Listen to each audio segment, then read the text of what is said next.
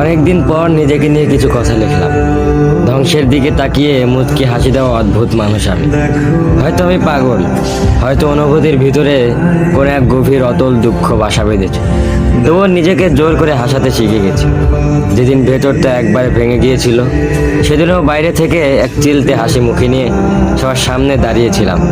কষ্টগুলোকে আমি বন্ধু বানিয়েছি, একাকিত্বকে আপন করে নিয়েছি। মানুষ ভাবে আমি হয়তো সুখী, শক্ত, নির্লিপ্ত, কিন্তু তারা জানে না প্রতি রাত আমার এক একটা লড়াই। নিজেকে নিজেই বুঝিয়ে রাখি তুই ভালো আছিস, অথচ আমি জানি আমি ভালো নেই।